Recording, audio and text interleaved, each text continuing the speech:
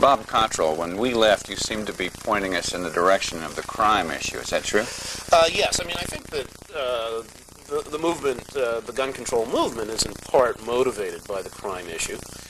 And, we face a desperate situation with respect to crime. Whole areas of our society are virtually unlivable because of crime, and people want to do something.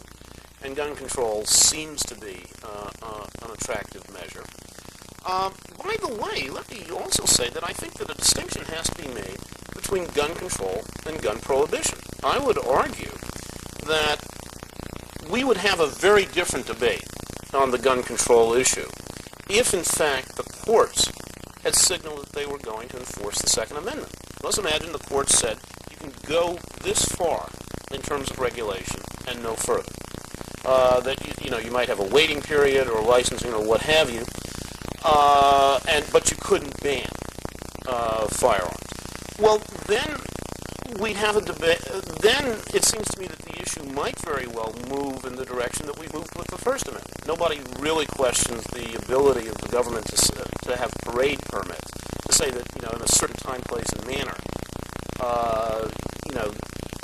you have to march in a certain time, place, and manner, simply because we're not going to, for traffic control reasons and that sort of thing. And we don't question it, in part because we know the courts are going to enforce our basic right to peaceable assembly.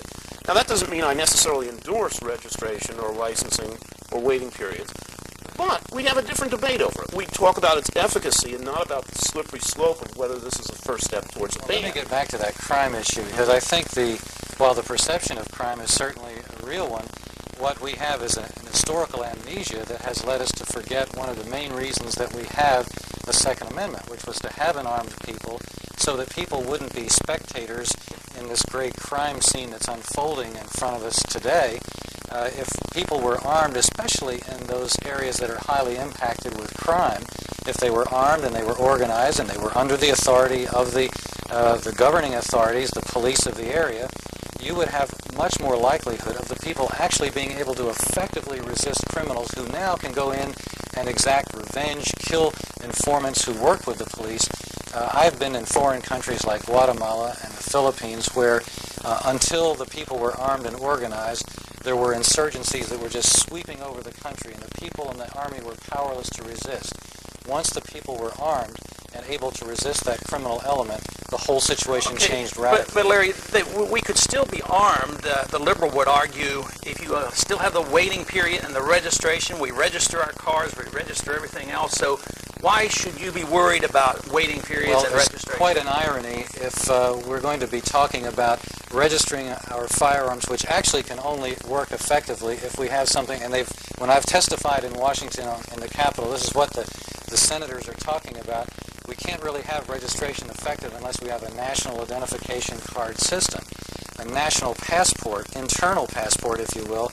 Well, that's the kind of thing that they're trying to get rid of in Eastern Europe right now. The people break into secret police headquarters to destroy those kinds of records, and we've got our politicians saying that that's the very kind of thing that we need. And one of the ladies on the panel out there in Wichita had referred to the same thing, how the Social Security number has gradually grown to a point where it almost is at that very place right now of being a national passport. By the way, let me also dissent from one thing you said. I don't think it's necessarily liberals who are saying that. I mean, one of the things I think we've seen in the last year is we've seen conservative former Chief Justice Berger essentially say that he'd like to reduce Gentlemen, our time is getting pretty short. The Second Amendment to virtual nullity, and we've seen liberal law professor Sanford Levinson in the Yale Law Journal say that we need to take a very serious look at the Second Amendment. So it's not Bob, a liberal conservative issue. We need to wind this up. I'm going to ask each of you, if you will, to give us a final comment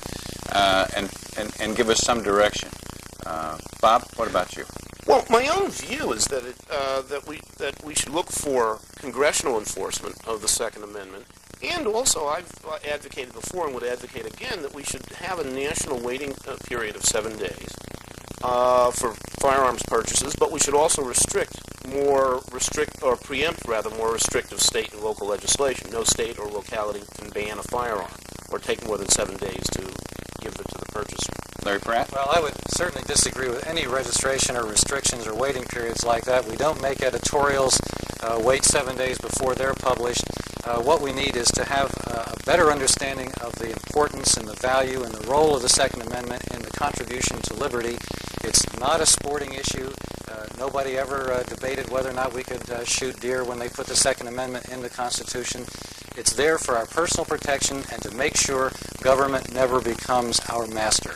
And Ron Paul, you get the last word. Well, I think it is most important to see this issue as part of the overriding issue of individual liberty. If you understand liberty as that situation where nobody is permitted to aggress against another individual, we all of a sudden realize that we're allowed to own what we want and we're allowed to defend ourselves. And this is just one part of that. And if we honor and respect that, as the Founding Fathers did, if we obey the law, if we obey the Constitution, the people will be allowed to own guns, but in the broader aspect, they will understand that this is a freedom issue and a very important issue.